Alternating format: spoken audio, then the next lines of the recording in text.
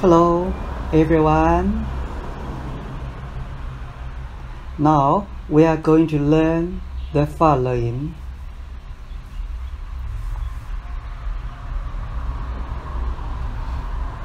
Acting power over the horizon of conditions. One word can raise a nation, but one word can lose a nation. If one speaks with giving pleasure and plucking suffering, even a single word can produce great benefits. Not to mention that if one persists, the Buddha's path can be expected. Why is this so? This is the acting power of the horizon of conditions. How do I feel when you create a horizon of good condition with me? How do I feel when you create an horizon of a bad condition with me? In fact, as you have all experienced, how do you feel when others create an horizon of a bad condition with you? Do you still want to help him with that thing he asked you for? Do you still have any force to help him? Do you still have the mind to help him? Do you still have the mood to help him? No. If the other party always creates an horizon of good condition with you, and he does not want to gain goodness from you, but now you can benefit him, will you? Yes. Why is that so? You do not know why you will help him, benefit him, or even give it to him. This is called the acting force of the condition. Grasp all the horizon of conditions well. If you can grasp the horizon of conditions well and fully realize that they can make you succeed and destroy everything, as the saying goes, one word can make a country flourish, and one word can also destroy a country. Then you can do everything easily in your life, but if you can't grasp all the horizon of conditions well, you will be miserable. If you want something to be successful, use the corresponding horizon of conditions to make something successful. For example, a smile, a kind word, offering something. If you want to fail to do something, do it with the corresponding horizon of conditions that make something fail. The horizon of good conditions to make something successful is the horizon of good conditions which can make others happy and can achieve your own goals. To destroy the wisdom of the horizon of conditions is affliction. You must be sure to pay attention to the fault and trouble of the affliction, because the affliction will only make you do the opposite. Because you have greed and are self-centered in everything, and you cannot respect others, you will destroy the conditions. Because you have hatred. When you think of hatred in a thought, a million obstructive doors will open for you. All the obstructions to good things will all come for you, and all the doors to bad things will open for you. That's all. Thank you so much indeed for your listening and attention.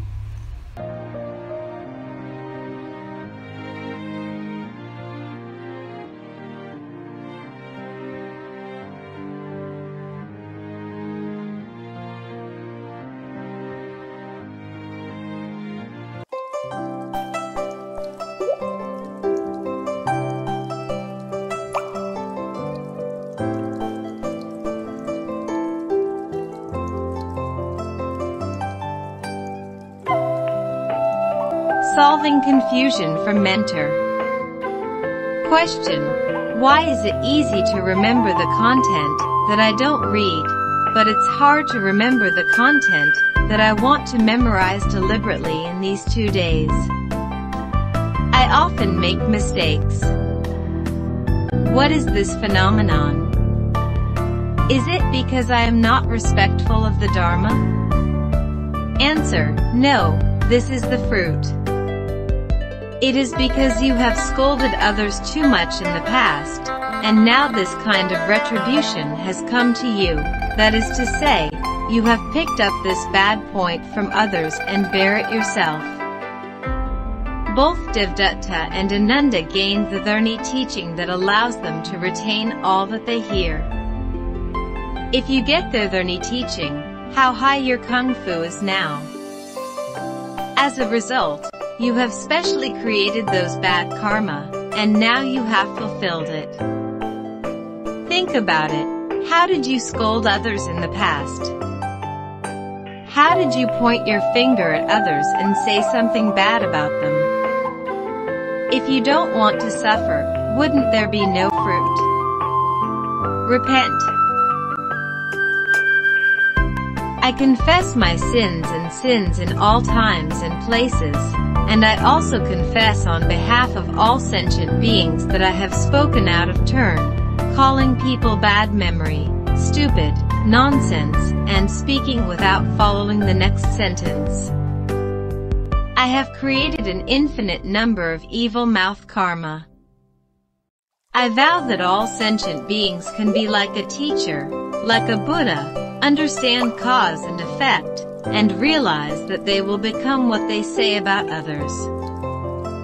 Be able to judge words and sentences, and clean the mouth. Have great joy and confidence, great courage and diligence, not chaotic and single-minded, and become a part of oneself and generate wisdom. Ingeniously fit the foundation of all sentient beings. The perfection of kindness, compassion, joy and giving boundlessly, rescue, and protect all sentient beings actively. Teachings of the Mentor.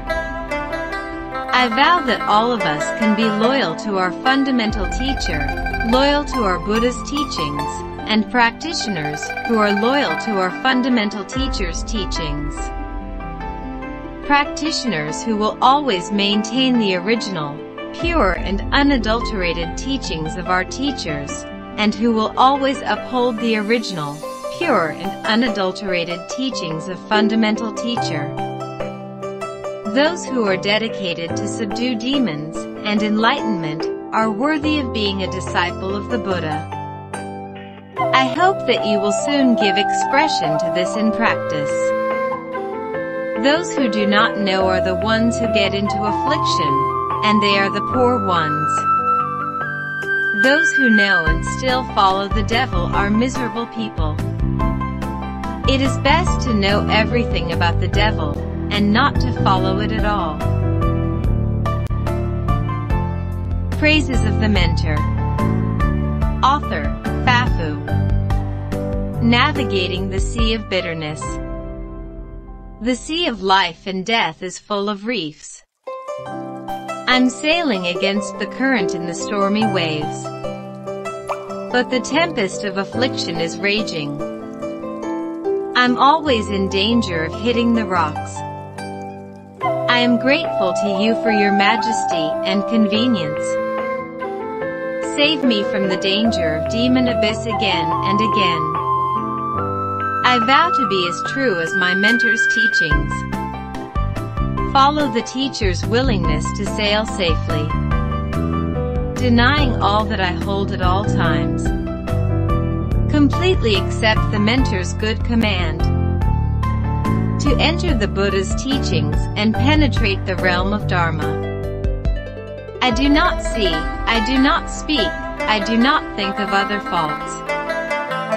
I am at ease and peace, free from distress.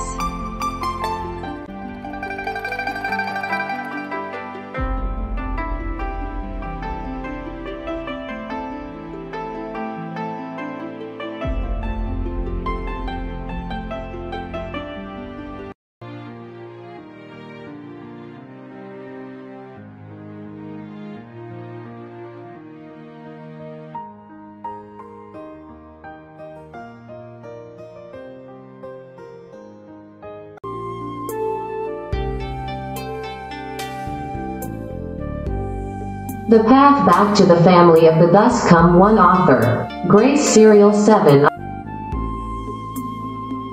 I donned the Kashaya sash and bowed to the Buddha image while the sunset was shining directly on my face. Looking upon at the Buddha image, I could not help crying when bowing to the Buddha image. I repented of the evil karma I created in the past induced by the vexation of greed, hatred, ignorance, etc., which caused me not to encounter kind mentor, who could guide and lead me on the path. I had been repented there for over half an hour with weeping via bowing to the Buddha image. Then the master of receptionist came to tell me that the abbot admitted me to stay. I was grateful to that abbot and the receptionist. I turned back to the images of Buddha and expressed my gratitude to them. After that I was led to the bed of guest room by the receptionist, who also gave me a blanket.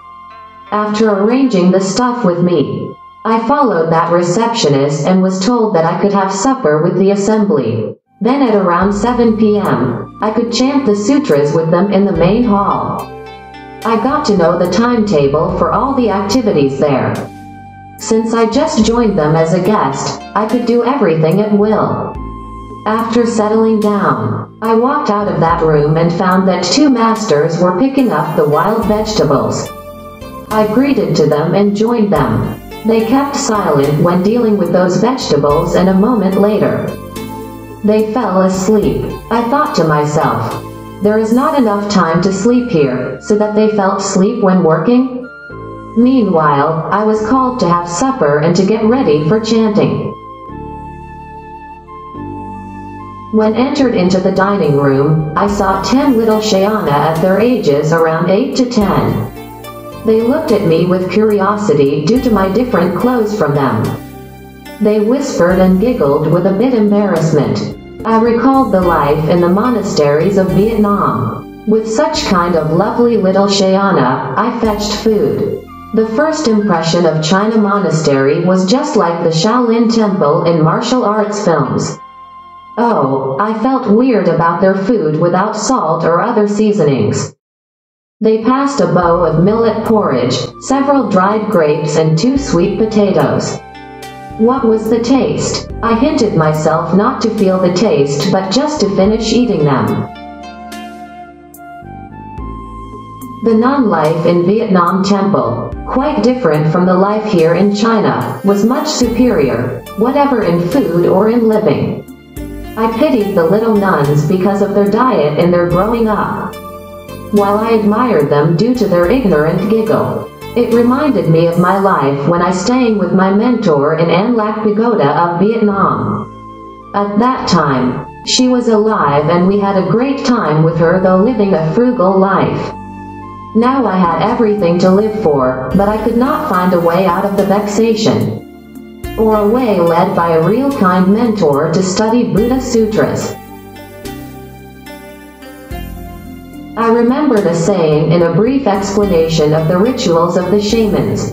There are 4 kinds of approaching the mentors. First, happy living with Dharma and food. Second, hardship living with Dharma but food.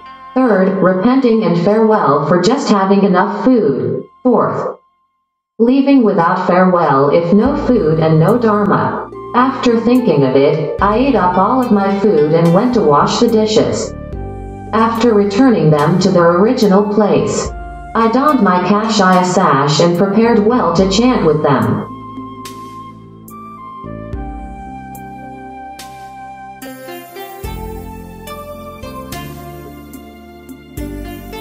To be continued.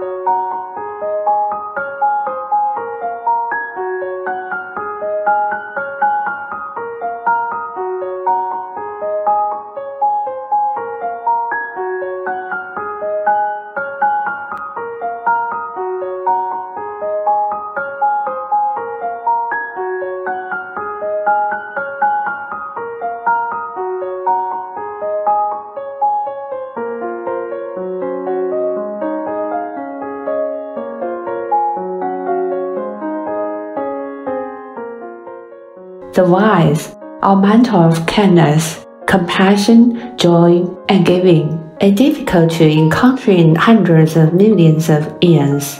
We now see and hear Him, and joyfully follow Him. We want to possess the skill that showing respect swiftly. We want to hear, contemplate, and practice the wonderful Dharma internally. We want to attain the Buddha-like true state. We want to get that, attain to mental, in order to reply him or his kindness, and we want to emulate his Buddha's practice. Moreover, the kind mentors are not possessed of formalities, and are free from the karma of demons. Virtuous man, the wondrous dharmas that a kind mentor has attained should be free from the formalities. What are those four? Firstly, the malady of action. There is someone addresses, I desire to seek the highest enlightenment via various deeds implemented based on my own true self.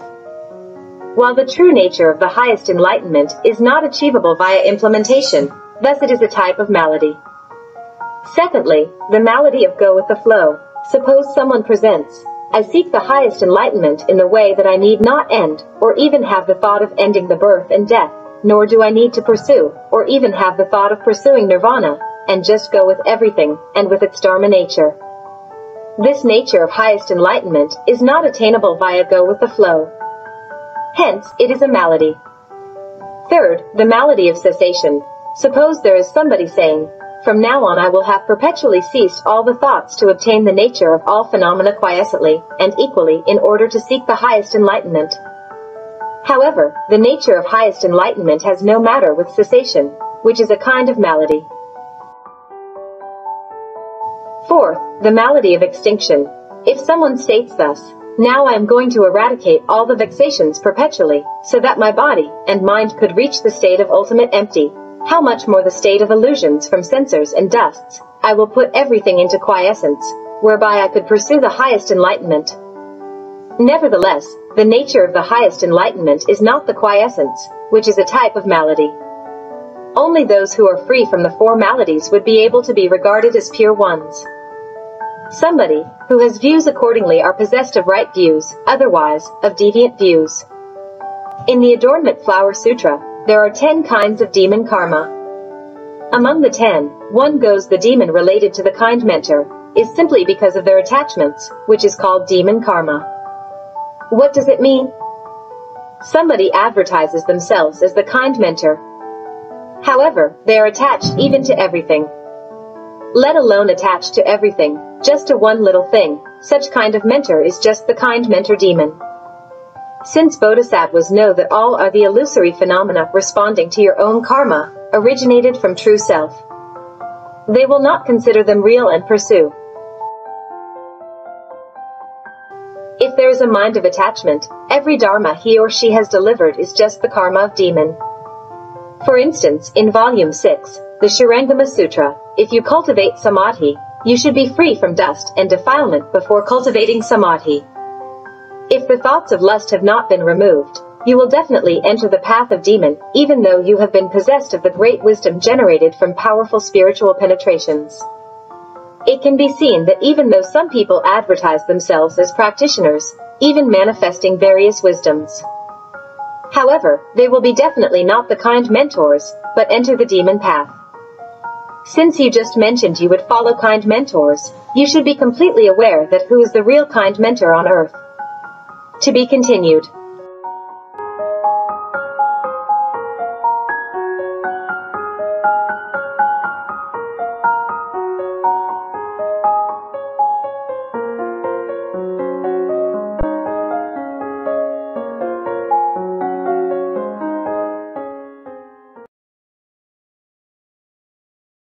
(37) Treasurer. 1.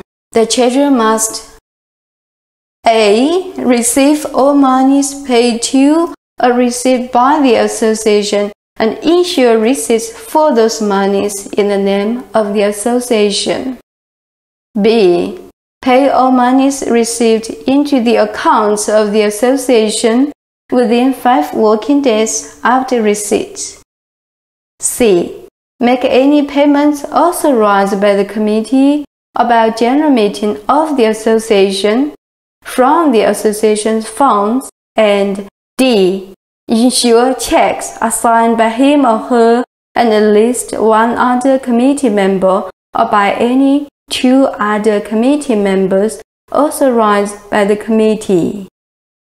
2. The treasurer must ensure the accounting records of the association are kept in accordance with Section 41 of the Act. 3.